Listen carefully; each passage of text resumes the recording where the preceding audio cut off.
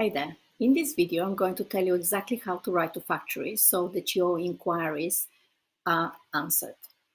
But before I go on, click below on the button and subscribe to our channel. Help us grow it and help more entrepreneurs like yourself launch and grow successful fashion businesses. So, if you're looking for a factory to make your product and turn your idea into a product, or perhaps you're already in fashion business and you would like to launch something new, you're looking for a new factory for whatever reason, it is really important that you send an inquiry that is really relevant to the factory that you're approaching, and it provides them with enough information to pique their interest, with enough information to straight away be able to say, no, you're the wrong client for us, thank you very much for the inquiry, or yes, tell me more. Maybe there is something for us that we can, there's a good fit between us and we can work together. So what does that mean? What can you do to pique their interest? It is very important that you write an email that outlines, you can bullet point it, but it outlines your idea and what you're looking for. So what does that mean? First of all, start with what is it that you want made? What type of product? Just calling it a dress or a t-shirt is not enough. You really need to be more specific. How else can you describe your product? Is it perhaps an evening dress, asymmetrical, made out of particular type of material, etc. It's really important to flesh it out and give it more of a description so that, by reading just the description of the product, the factory immediately can identify if that is a product that they work on already or whether it's something outside of their capabilities. Secondly, then it's important to give them an idea of the type of materials you're looking for. Is it a silk dress, a cotton dress, a jersey dress? Now, this is important because based on the material, the factory would be able to see whether they have the right machinery. A good factory would specialize on one type of material and not everything.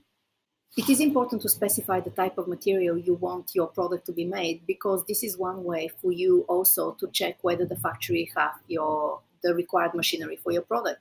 A factory that makes cotton wouldn't necessarily specialize and be great at working with silk.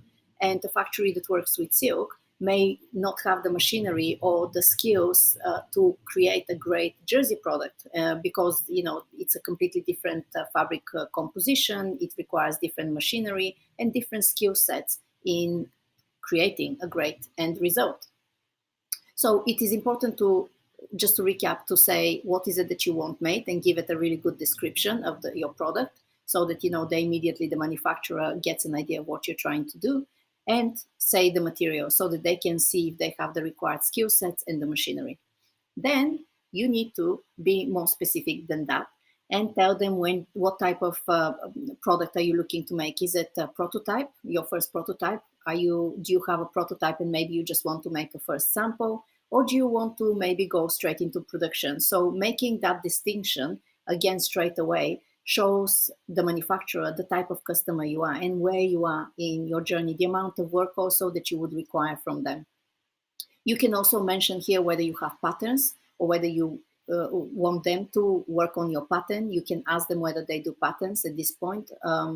You can also here mention whether you have all the materials ready to provide to them, or maybe you can ask whether they source materials for you.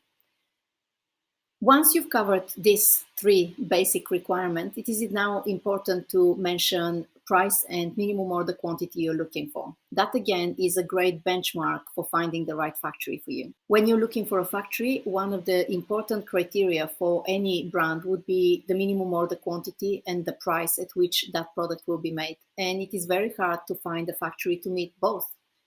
It is very hard to find perhaps a factory that makes it your price point. Let's say you're looking for a product at a really good price point, but also makes very small minimum. Usually you find factories who make it lower prices with higher minimum order quantities and vice versa. So by just mentioning what you're looking for in terms of price and in terms of minimum order quantity potentially, whoever is reading your inquiry can identify if that is something they can work with.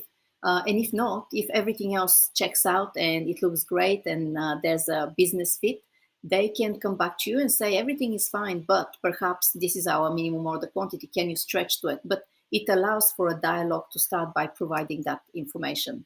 And finally, it's really important to give them an idea of timing. There's no point them wasting time starting to the dialogue with you, or for you following up and talking to them more if you want something made next week when they're fully booked for the next 6 months. So you can perhaps find the right factory for you, the perfect factory to work with, but your timelines at the moment are wrong, and you need to allow more time, because very often good factories are busy factories. They are booked for months in advance with clients.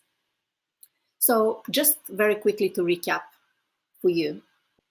So good inquiry is an inquiry that gives enough information to the manufacturer that they can respond in the first instance with yes, it looks good, maybe there's a potential for us to work together, or no, we're not right, we are different because ...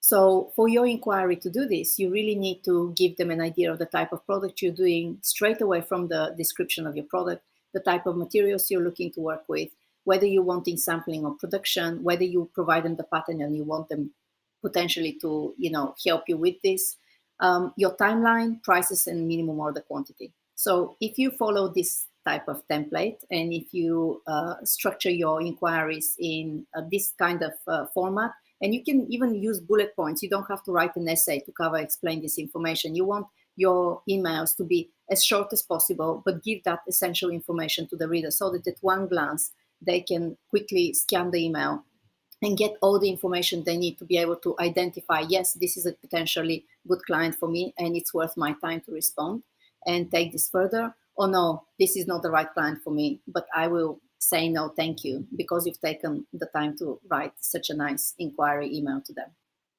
Thank you for watching this. Please, again, subscribe to our channel. Give me the thumbs up if you liked this video and if it was helpful. And if you have any questions, pop them below and I will make sure that I answer all of them. See you in the next video.